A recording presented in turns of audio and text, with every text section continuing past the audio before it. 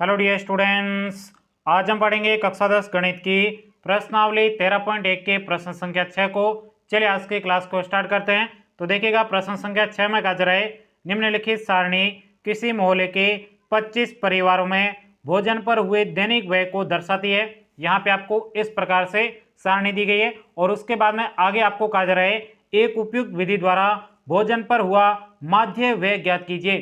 देखिएगा साथियों, ये प्रश्न आपके बहुत ही ज्यादा सरल है। सबसे पहले आपको प्रश्न समझ में आना चाहिए कि प्रश्न में आपको दिया क्या है और आपको निकालना क्या है। तो ध्यान से देखो, प्रश्न में आपको इस प्रकार से एक सारणी दी गई है और उसके बाद में आपको कहा जा रहा है भोजन पर हुआ माध्य व्यय ज्ञात कीजिए। इसका मतलब सीधा सा है कि आपको इस सारणी का क्या निकालना है, माध्य निकालना है। अब माध्य निकालने के लिए आपके टोटल 3 विधियां हैं, इसमें से आपको कौन सी विधि द्वारा इस प्रश्न का माध्य निकालना है। तो ध्यान से देखो, सबसे पहले यहाँ पे आपको टेबल को देखना है। टेबल को देखने पर आपको पता चलेगा ये मान क्या है, बहुत ही बड़े, तो यहाँ पे प्रत्यक्ष विधि आपको नहीं लगानी। उसके बाद में आप देखोगे ये मान और भी बड़े, तो यहाँ पे आपके कल्पित माध्य विधि भी नहीं लगेगी। तो आपको पता है जहां पर बहुत ही बड़े मान होते हैं उस समय आपको कौन सी विधि लगानी है, पद विचलन विधि के माध्यम से आपके इस प्रश्न का माध्य निकालना है, जिससे आपके माध्य के बहुत ही सिंपल तरीके से आपके प्राप्त हो जाएगा। तो आइएगा बिल्कुल सिंपल तरीके से अब हम इस प्रश्न को सॉल्व करते हैं। सबसे पहले यहां पे हम लिखेंगे हल। अब ध्यान से देखो, जो आपको प्रश्न में सारणी दी गई ये आपकी क्या है, क्षैतिज है। आपको इसको ऊर्ध्वाधर बनाना है, यानी आपको खड़ी सारणी बनाना है। तो आइए सिंपल तरीके से सबसे पहले यहां पे हम सारणी बना लेते हैं। तो यहां पे लिखेंगे दैनिक व्यय, दैनिक व्यय ये आपके किस में दिए गए, रुपयों में। तो यहां पे लिखेंगे रुपयों में। बहुत ही आसान प्रश्न है। उसके बाद में सेकंड नंबर बॉक्स में क्या दिया है, परिवारों की संख्या। तो यहां पे सेकंड नंबर बॉक्स में लिखेंगे परिवारों की संख्या, संख्या आई बात समझ में। अब यहाँ पे जो मान दिया गया था उन मानों को यहाँ पे आपको सिंपल तरीके से लिख देना है। सबसे पहले आप मुझे बताइए, यहाँ पर दैनिक व्यय कितना दे रखा है, 50, 100 है, 100 के बाद में 150, फिर 150 से 200, फिर 200 से 250, फिर 250 से 300, 300 से आपके 350, यानी आपके 50-50 का क्या है, गैप है। तो आइए सिंपल तरीके से सबसे पहले इन मानों को हम लिख देते हैं। तो यहाँ पे लिखेंगे 100 से ये आपके 150, फिर आपके 50 जोड़ जाएंगे, 150 से 200, फिर आपके 200 से 250, फिर आपके 250 से 300, फिर आपके 300 से आपके क्या हो जाएगा 350। तो यहाँ तक आपको ये मान दिया गया था। उसके बाद में यहाँ पे परिवारों की संख्या है, ये आपको यहाँ पे दे रखी है 4, 5, 12, 2, 2। तो यहाँ पे लिखेंगे 4, 5, फिर आपके 12, 2, 2। इस प्रकार से आपको परिवारों की संख्या दे रखी थी। अब यहाँ पे आपको क्या निकालना है, यहाँ पे आपको जरूरत पड़ेगी मध्यमान की, जिसको कहते हैं वर्ग चिन्ह। तो यहाँ पे लिखेंगे मध्यमान।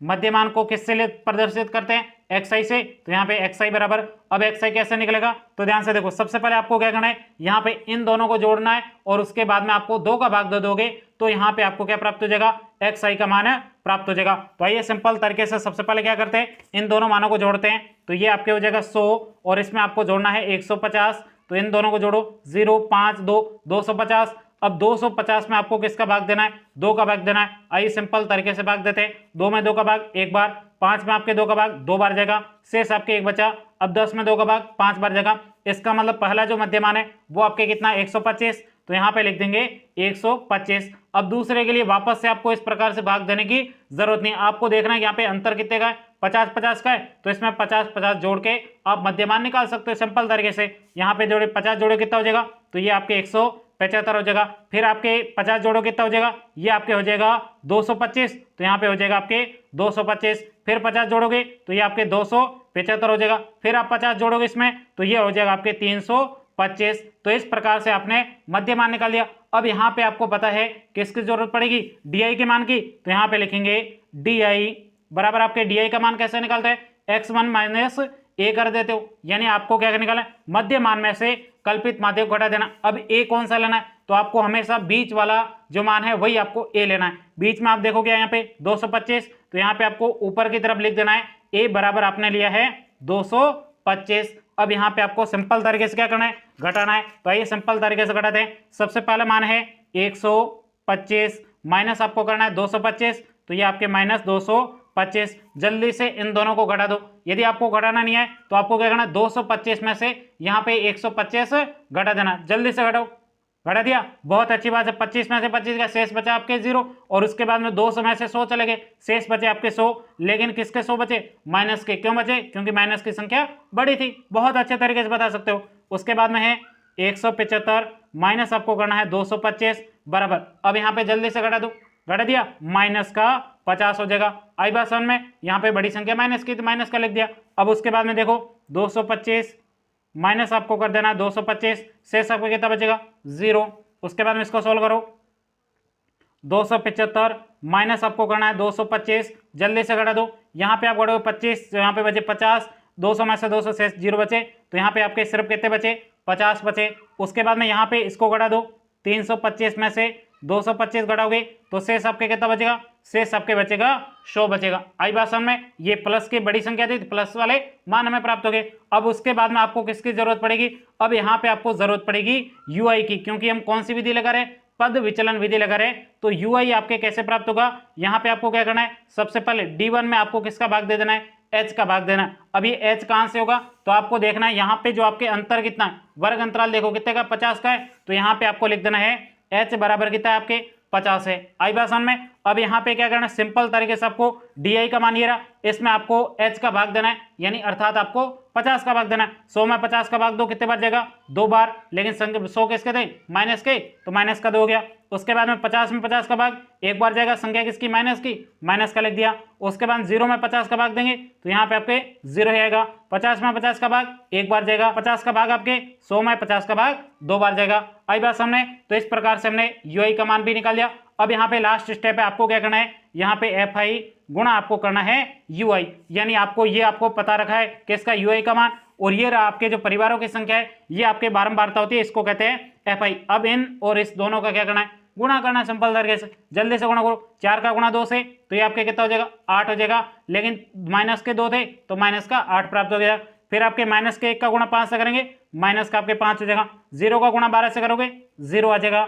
1 का गुणा 2 से करोगे 2 आ जाएगा। 2 का गुणा 2 से करोगे तो ये आपके 4 प्राप्त हो जाएगा। अब सिंपल तरीके से यहाँ पे आपको क्या करना है?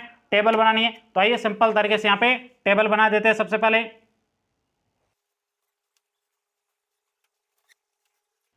तो इस प्रकार से हमने यहाँ पे टेबल बना देनी है, आपको भी इसी प्रकार से टेबल बना देनी। आई बात समझ में? अब सिंपल तरीके से आपको सबसे पहले पद विचलन विधि का सूत्र पता होना चाहिए। तो सूत्र आपके ये रहा। सूत्र क्या होता है? यहाँ पे माध्य बराबर a plus sigma f i u i बटे सिग्मा एफ आई गुणा h होता है। अब यहाँ पे a क्या होता है? कल्पित माध्य, एफ आई बारंबारता होता है, उसके बाद में यू आई विचलन होता है, और h क्या होता है? वर्ग अंतराल होता है। तो ये सब आपको यहाँ पे सूत्र लगाना है, और उसके बाद में यहाँ पे आपको मान दिए गए उन मानों को लिखना है। अब देखो यहाँ पे क्या है? सिग्मा एफ आई, इसका मतलब सिग्मा का मतलब जोड़ करना होता है, तो यहाँ पे आपको एफ आई के मानों की जोड़ करनी है। तो यहाँ पे जोड़ कर देते हैं। सिग्मा एफ आई बराबर कितना प्राप्त होगा? यहाँ पे देखो 4 और 5 9, 9 और आपके 12 21, 21 और आपके 4 25, तो ये आपके सिग्मा एफ आई 25 हो गया।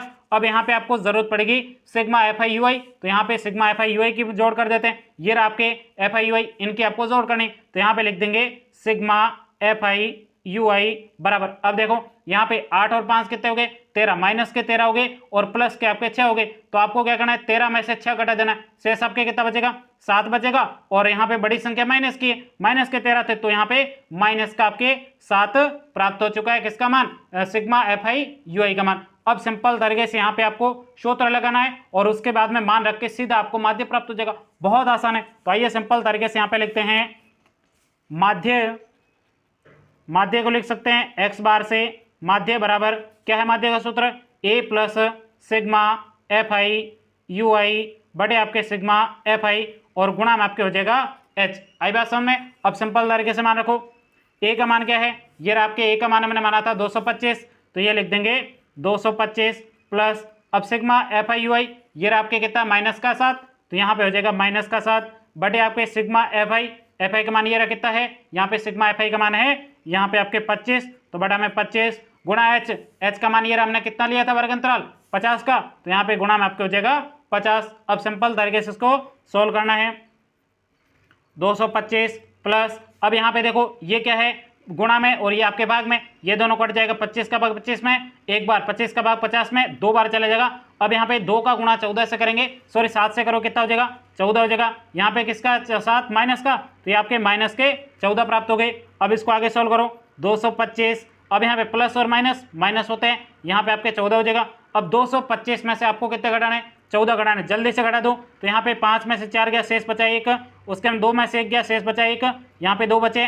तो यहाँ पे आपके जो माध्य प्राप्त होने वाला था वो कितना प्राप्त हुआ है, 211। अब यहाँ पे आपको सिर्फ एक लाइन लिखनी है, यहाँ पे लिखेंगे अतः भोजन पर हुआ माध्य व्यय, हुआ माध्य व्यय, माध्य व्यय का मतलब खर्च होता है, माध्य खर्च 211 है ENS। यहीं तक कि आपको इस प्रश्न का उत्तर लिखना था। उम्मीद करता हूं ये पूरा प्रश्न आपको बहुत ही अच्छे तरीके से समझ में आएगा। यदि प्रश्न में कहीं भी कोई डाउट हो तो आप मुझे कमेंट्स करके बता सकते हो। अब हम मिलेंगे अगले प्रश्न के साथ अगली क्लास में, तब तक के लिए जय हिंद, जय भारत।